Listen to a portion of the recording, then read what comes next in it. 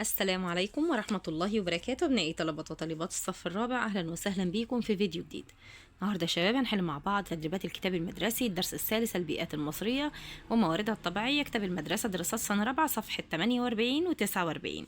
يا ريت يا شباب ما تنسوش تدعموني بلايك واشتراك في القناة عشان يوصلكم كل جديد من حل التدريبات والواجبات بأمر الله، ونقول بسم الله. السؤال الأول بيقول لك لنعمل على الخريطة لاحظ وحدد.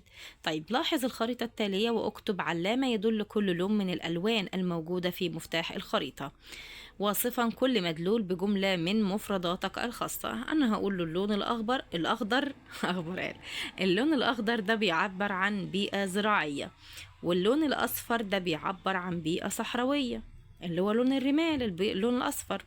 اللون الأحمر ده بيعبر عن بيئة ساحلية. تاني يا شباب، اللون الأخضر ده بيئة إيه؟ بيئة زراعية، الزراعة بقى والأرض الزراعية وبتاع يبقى إيه؟ بيئة زراعية.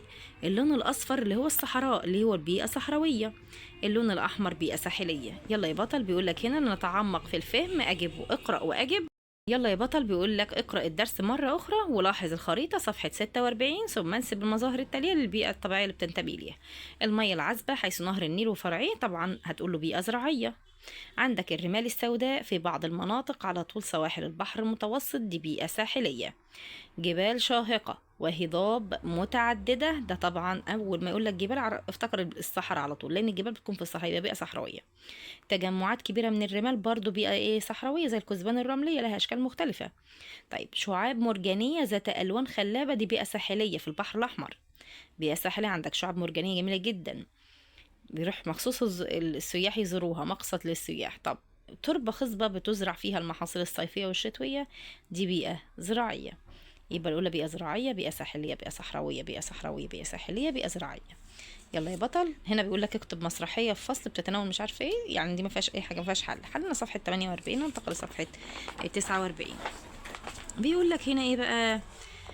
مشروعي الصغير قام شباب في إحدى القرى المصرية بزراعة نحو 1500 فدان بالنباتات الطبية وتصديرها للخارج، حيث ساعد المشروع ده في توفير فرص عمل لشباب القرية وقضى على البطالة فيها. في ضوء الخبر السابق اكتب فكرة مشروع صغير لاستثمار أحد الموارد محافظتك. طبعا هقول اسم المشروع إنشاء مزارع سمكية على جانبي نهر النيل.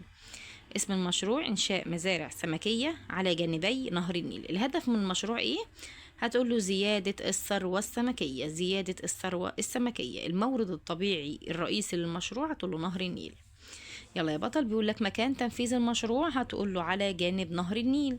منتجات المشروع هتقول له أسماك البلطي المنتشرة بنهر النيل. ده السؤال الرابع. يبقى اسم المشروع إنشاء مزارع سمكية على جانبي نهر النيل. الهدف من المشروع إيه؟ هتقول له زيادة الثروة السمكية. الموارد الطبيعي الرئيسي للمشروع نهر النيل. مكان تنفيذ المشروع هتقول له على جانب نهر النيل. منتجات المشروع أسماك البلطي المنتشرة بنهر النيل. يلا يا بطل بيقول لك هنا طابق بين خريطة مساحات مصر محافظات مصر صفحة 24 وخريطة مستويات الارتفاعات. طيب البيئة الزراعية موجودة، هتقول له فيها بيئة زراعية. في الأولى بقى هتقول له نهر النيل هنا، وهنا هتقول له الأسماك. طيب يا بطل في التانية المحافظة التانية هتقول له برضو محافظة زراعية ودي نهر النيل، وأهم الموارد الموجودة فيها الخضروات والفاكهة. طبعا المحافظة التالتة هتقول له زراعية ودي نهر النيل، وعندك الأسماك بينتشر فيها الأسماك. كده يا بطل حلينا صفحة 48 و 49. يا ريت ما تنساش تدعمني بلايك واشتراك في القناة عشان يوصلكم كل جديد. أشوفكم على خير، مع السلامة.